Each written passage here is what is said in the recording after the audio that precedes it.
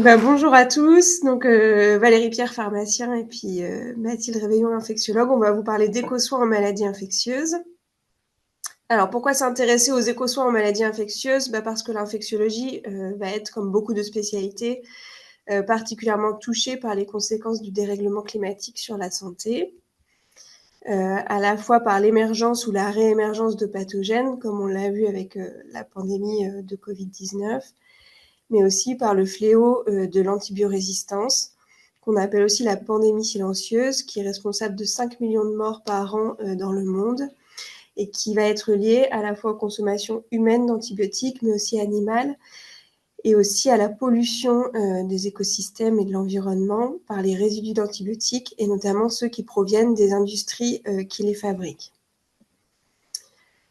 On s'est intéressé aux éco-soins en maladies infectieuses aussi en raison du coût carbone des médicaments et des dispositifs médicaux, mais ça je passe rapidement, et surtout parce que les antibiotiques ont été décrits comme ayant une empreinte carbone élevée. Donc sur la gauche, c'est les travaux de Ecovamed qui ont étudié l'empreinte carbone de l'ensemble des médicaments oraux de la pharmacopée française, et on voit que les anti-infectieux ont une empreinte carbone élevée. Et sur la droite, ce sont les travaux des Britanniques qui ont mesuré aussi l'empreinte carbone des médicaments. Et on voit que les anti-infectieux, donc c'est un code couleur, ont une empreinte carbone plutôt élevée. Au-delà de l'empreinte carbone, les antibiotiques qui sont responsables d'une pollution environnementale. 90% des antibiotiques sont fabriqués en Asie du Sud-Est, avec une pollution environnementale majeure et beaucoup de résidus d'antibiotiques dans les eaux usées, qui sont responsables de points chauds d'antibiorésistance. La consommation mondiale des antibiotiques, elle ne fait qu'augmenter, et les perspectives à horizon 2030 sont assez préoccupantes. Par ailleurs, la France fait partie des plus gros consommateurs d'antibiotiques en Europe, donc on a une vraie marge de manœuvre, un vrai rôle à jouer à ce niveau. Et puis, l'idée de ce travail, c'était aussi de répondre aux attentes des infectiologues français qui, lors d'une enquête en 2023, étaient demandeurs d'une production plus vertueuse des antibiotiques, d'une meilleure connaissance de leur impact environnemental, de la rédaction de recommandations prenant en compte ces critères environnementaux et d'une réflexion sur le concept d'éco-soins en maladies infectieuses. Et enfin, l'idée, c'était de répondre à la planification écologique du système de santé et puis de promouvoir les soins éco-responsables. Donc l'objectif, on en est arrivé à la conclusion que la transition écologique en santé et la lutte contre l'antibiorésistance étaient deux combats à mener en parallèle. Dans ce cadre-là, on a répondu à un appel à projet du SINPREF et de la Fondation pour la recherche et l'innovation en pharmacie hospitalière. On a créé un groupe de travail pluriprofessionnel. Et les objectifs étaient de mesurer l'empreinte environnementale de certains antibiotiques afin de prendre en compte ce critère dans nos prescriptions et dans le choix des achats pharmaceutiques. Donc la méthodologie est la suivante. On a regardé le critère carbone par analyse de cycle de vie avec la société Ecovamed selon les normes en vigueur. Et en parallèle, on a regardé l'écotoxicité. Donc ça a été évolutif dans le temps parce que c'est moins codifié que l'empreinte carbone. Donc au début, on avait regardé l'indice PBT qui évalue la persistance, la bioaccumulation et la toxicité selon le guide suédois. Ensuite, on a regardé les PNEC, qui sont les concentrations prédites sans effet sur l'environnement et sur l'antibiorésistance. Et donc ça, les concentrations, on a des normes pour chaque antibiotique qui viennent du guide de l'OMS paru en 2024. Et enfin, on a regardé le ratio PEC sur PNEC, c'est-à-dire la concentration mesurée dans l'environnement sur le PNEC, et pour mesurer des quotients de risque. On a choisi de regarder les molécules utilisées dans les principales infections pourvoyeuses de prescription d'antibiotiques, c'est-à-dire urinaires et respiratoires. On a comparé des schémas thérapeutiques qui ont une efficacité identique et un impact sur le microbiote proche. Et donc, on a comparé les schémas suivants: ceftriaxone versus céfotaxime, lévofloxacine IV versus Peros. On a comparé les 3 fluoroquinolones orales entre elles. Lévofloxacine versus cotrimoxazole, et puis clarithromycine versus azithromycine. Donc, pour les premiers résultats, en ce qui concerne le lieu de fabrication, on a pu montrer que la fabrication européenne des antibiotiques est plus vertueuse d'un point de vue environnemental, avec une empreinte carbone diminuée de 28% en moyenne, si la production a lieu en Europe plutôt qu'en Asie. En ce qui concerne le choix du dosage utilisé, on a pu montrer que l'utilisation des flacons les plus dosés était plus vertueux d'un point de vue environnemental. Vous avez ici l'exemple du céfotaxime. Donc, si on veut faire une DDJ de 4 grammes par jour de céfotaxime et qu'on utilise des flacons de 500 mg, on va être 2 fois plus impactant que si on utilise le haut dosage avec des flacons de céfotaxime 2 grammes.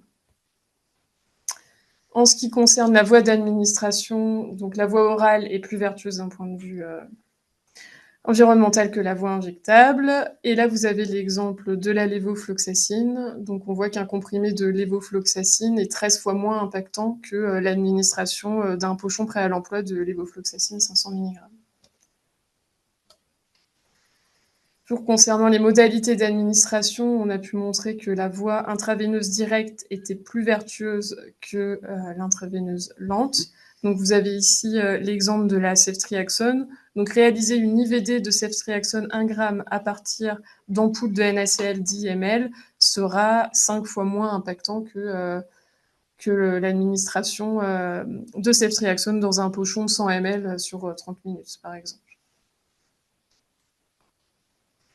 Toujours concernant les modalités d'administration, là, on reprend les travaux de Noémie Leclèche et de Jean-Baptiste Lenné, qui ont pu comparer l'impact carbone des dispositifs médicaux selon 2 modalités d'administration, l'administration continue et discontinue.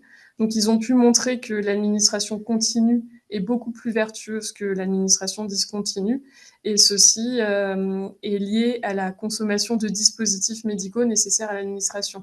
Donc, vous avez ici la photo de 2 exemples d'administration pour l'administration de cloxacilline. Donc, soit faire de la cloxacilline en discontinu 2 grammes toutes les 4 heures, ou réaliser une perf continue avec 6 grammes toutes les 12 heures. Et donc, on voit bien que les volumes de matériel et de dispositifs médicaux utilisés sont différentes. Ensuite, on a voulu comparer les molécules entre elles. Donc, la première comparaison, ceftriaxone versus céfotaxime. On a pu remarquer que la ceftriaxone, elle était 2 fois moins carbonée que le céfotaxime, avec une écotoxicité qui était globalement similaire entre les 2 molécules. Ensuite, l'azithromycine, elle a été montrée 5 fois moins carbonée que la clarithromycine, en raison d'un schéma thérapeutique plus court notamment. Et l'écotoxicité, elle était globalement similaire entre les 2 molécules. Pour les quinolones, donc on a comparé ciprofloxacine, ofloxacine et lévofloxacine. Donc l'ofloxacine est moins carbonée que la ciprofloxacine. L'écotoxicité, on n'avait pas de données pour la lévofloxacine, mais on avait une discordance puisqu'elle était possiblement plus haute pour l'ofloxacine que pour la ciprofloxacine. Donc c'était plus difficile de conclure. Ensuite, le cotrimoxazole, donc il est 2 fois plus carboné que la lévofloxacine si on veut par exemple traiter l'infection urinaire masculine. Par contre, l'écotoxicité, elle ne va pas dans le même sens puisqu'elle est globalement plus élevée pour les quinolones que pour le Bactrim. Donc pour résumer nos principaux résultats, donc la fabrication européenne est plus vertueuse, il convient de privilégier la voie orale dès que possible. Si la voie intraveineuse est nécessaire, il vaut mieux privilégier l'intraveineuse directe que l'intraveineuse lente, privilégier les administrations intraveineuses continues et utiliser les dosages disponibles les plus forts. La comparaison entre les molécules, elle est plus difficile à analyser, notamment quand on a une discordance entre écotoxicité et empreinte carbone. Et donc là, on ne sait pas trop quels critères il faut prioriser. Et l'idée, ce serait vraiment de créer un éco-score spécifique aux antibiotiques.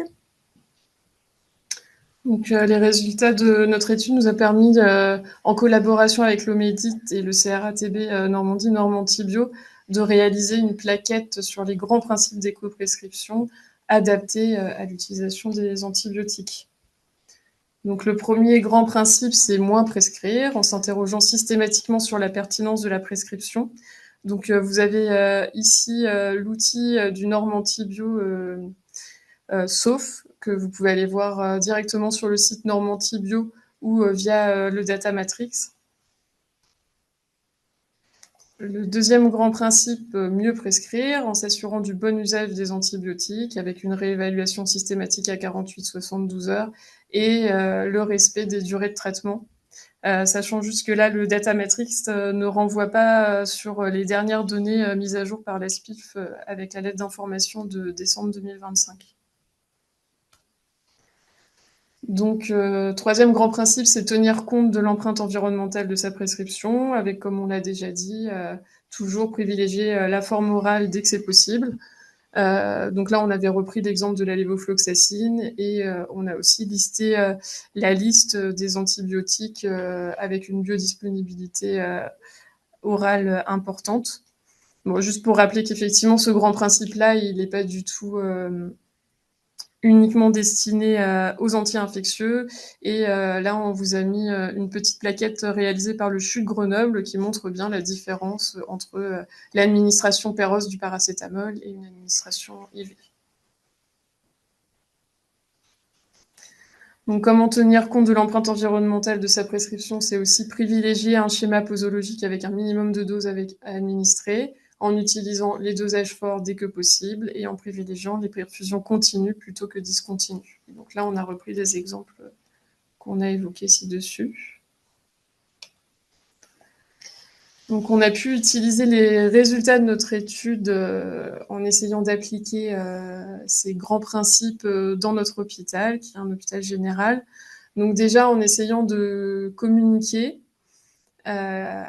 en réalisant des staffs ou en participant aux commissions pour essayer de sensibiliser un maximum de professionnels, avec toujours des messages clés en fonction du professionnel à qui on s'adresse, puisque le médecin ne va pas s'intéresser aux mêmes choses que l'infirmière. Par exemple, avec l'infirmière, on va insister sur le choix du dosage le plus fort, alors que le médecin, on va essayer de le sensibiliser à directement prescrire Péros quand c'est possible.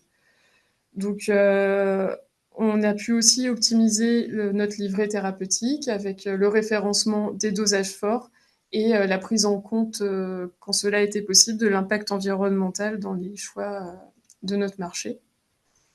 Donc, pour promouvoir la voie Péros, on a réalisé un paramétrage du logiciel de prescription avec dès que possible des relais Péros systématiques et qui peuvent être gérés par les infirmières.